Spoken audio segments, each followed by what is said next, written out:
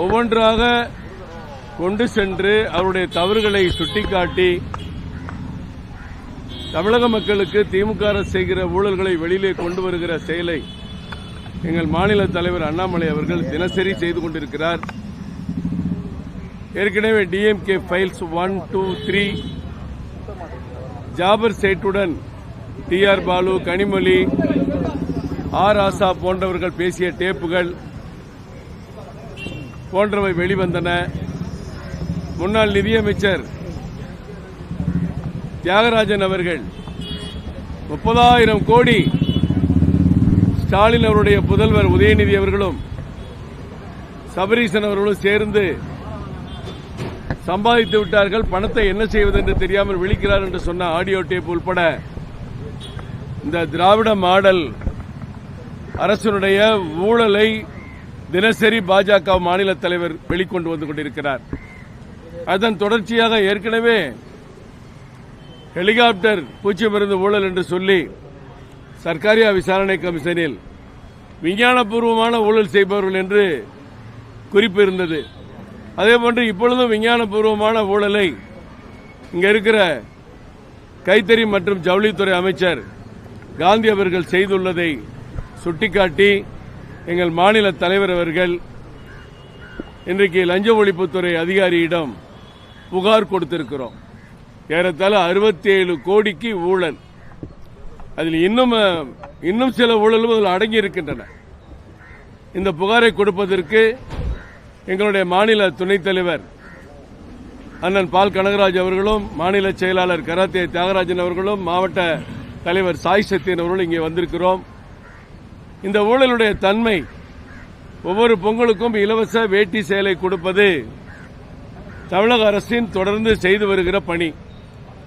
இந்த வேட்டி சேலை கொடுப்பதில் இதற்கு ஆர்டர் போடும் பொழுது அந்த வேஷ்டி எப்படி நெய்யப்பட வேண்டும், அதிலே பாவு நூல் என்று சொல்லக்கூடிய பாவு நூல், அதாவது நீலவாக்கிலே வரக்கூடிய நூல் எல்லாமே காட்டன் இருக்க வேண்டும் 100%. குறுக்கு வாட்டிலே இருக்கக்கூடிய அந்த ஊட நூல் என்பது பாலிஸ்டர் இருக்கலாம். இதுதான் கவர்மெண்டோட ஆர்டர்.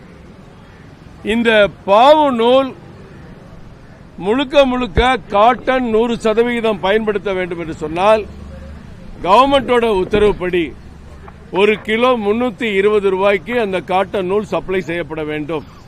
அவர்கள் கூட்டுறவில் கொள்முதல் பண்ணி செய்கிறார்களோ அல்லது வெளியிலே வாங்கி கொடுக்கிறார்களோ, அரசாங்கம் கொடுத்திருக்கிற ரேட் 320 ரூபாய். அதே போன்று பாலிஸ்டர் 1 கிலோ 160 ரூபாய். இரண்டுக்கும் உள்ள வித்தியாசம், அரசாங்கம் குறிப்பிட்டிருக்கிற ரேட்டை தான் நாங்கள் சொல்லுகிறோம். இரண்டுக்கும் வித்தியாசம் 160 ரூபாய்.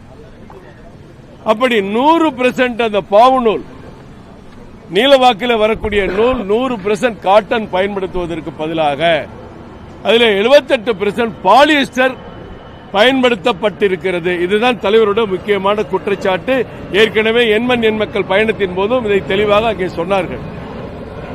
அந்த ஒரு வேஷ்டியை ஏறத்தாழ 1.68 கோடி வேஷ்டியில் சில வேஷ்டிகளை நாம் பரிசோதனைக்கு அனுப்புகிறோம். சவுத் இந்தியா டெக்ஸ்டைல்ஸ் ரிசர்ச் அசோசியேஷனுக்கு இந்த வேஷ்டியில் எவ்வளவு பாலிஸ்டர் இருக்கிறது, இந்த பாவு நூலில் எவ்வளவு பாலிஸ்டர் இருக்கிறது என்று, காட்டன் இருக்கிறது என்று செக் பண்ணும் பொழுது 100% காட்டன் இருக்க வேண்டிய இடத்தில் 78% பாலிஸ்டர் இருக்கிறது.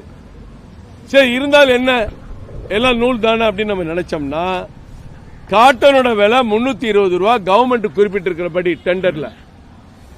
ஆனால் பாலிஸ்டர் விலை 160 ரூபாய் கவர்மெண்ட் குறிப்பிட்டிருக்க விலை.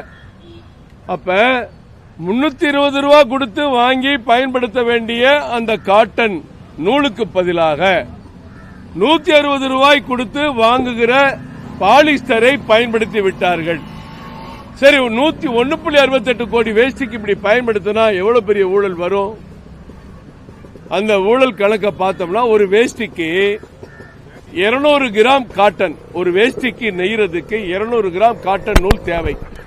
நீங்க 200 கிராம் காட்டன் நூல் தேவைன்னு பொழுது ஒட்டுமொத்தமாக 1.68 கோடியை 4ஆல் வகுத்தாலும் கூட 5ஆல் வகுத்தாலும் கூட ஏறத்தாழ 70 கோடி ரூபாய் டிஃபரன்ஸ் ஊழல் நடந்திருக்கிறது. இது எப்படி நடந்தது? அமைச்சருக்கு தெரியாமல் நடந்திருக்க முடியுமா? ஏற்கனவே கைத்தறி நெசவாளர்கள் மிக மிக துயரத்தில் இருக்கிறார்கள். ஒரு நாளைக்கு 2 வேஷ்டி நெய்ய முடியும், ஒரு சேலை நெய்ய முடியும்.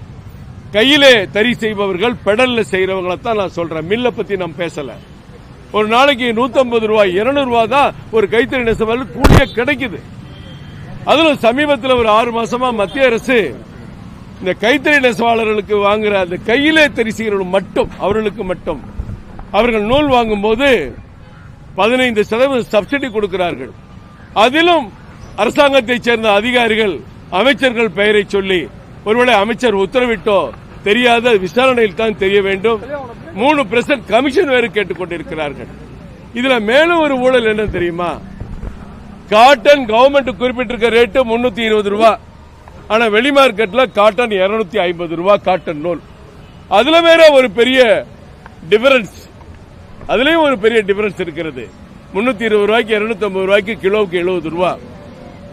தலைவர் குறிப்பிட்டிருக்கிறபடி இந்த 67 கோடி ரூபாய் ஊழலுக்கு அமைச்சர் பதில் சொல்லி ஆக வேண்டும். இங்க பால் கனகராஜன் வந்திருக்காங்க, இப்ப இங்க கொடுக்கிறோம். இப்ப இந்த புகாரை கொடுத்திருக்கோம், அதிகார நடவடிக்கை எடுப்பதாக வாங்கி வைத்திருக்கிறார்கள். அவர் என்ன நடவடிக்கை எடுப்பாங்கன்னு தெரியாது. லஞ்ச ஒழிப்புத்துறை ஏற்கனவே நீதிபதி ஆனந்த் வெங்கடேஷ் அவர்கள் சொன்னதை போல கீழமை நீதிமன்றத்தில் வழக்கு நீதிபதி வெங்கடேஷ் அவர்கள் கேட்டார். இன்றைக்கு புகார் எப்படி நடவடிக்கை எடுக்கிறார்களோ தெரியாது. ஆனால் அண்ணன் பால்கனராஜ் அவர்களை வைத்து தலைவருடைய அனுமதியோடு இதற்கு வழக்கம் நாங்கள் தொடருவோம் என்பதையும் இந்த நேரத்தில் தெரிவித்துக் கொள்கிறேன். ஒரு 67 கோடி 70 கோடி 80 கோடி அந்த காட்டன் நூல் வாங்குகிற டெண்டரில் 320 கோடி தமிழக அரசாங்கம் குறிப்பிட்டிருக்கிறது. உண்மையான மார்க்கெட் விலை 250 கோடி. வித்தியாசத்தை பார்த்தால் 100 கோடிக்கு மேல் ஊழல் வருகிறது. கைத்தறி நெசவாளர்கள்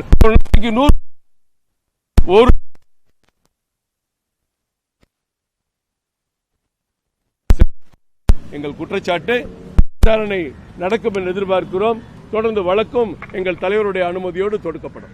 சட்டசபையில ஆளுநர் உரையை புறக்கணிச்சுட்டு வெளிநடப்பு செஞ்சிருக்காரு, குறித்தும் அறிவுரை வழங்கியிருக்காரு. என்ன நினைக்கிறீங்கன்னா, எலெக்ஷன் பக்கத்தில் வருது, ஆளுநருடைய இந்த செயலுக்கு ஆளுங்கட்சி கண்டனம் தெரிவிச்சிருக்காங்க. இது ஆளுநருக்கு எங்களுக்கு எந்த சம்பந்தம் இல்லை. நடவடிக்கை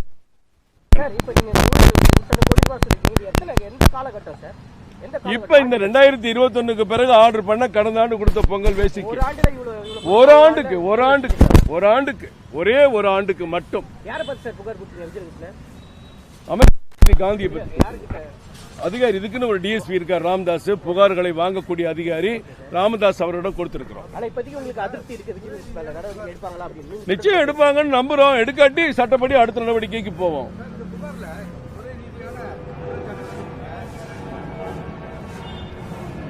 ரிப்போர்ட் நம்ம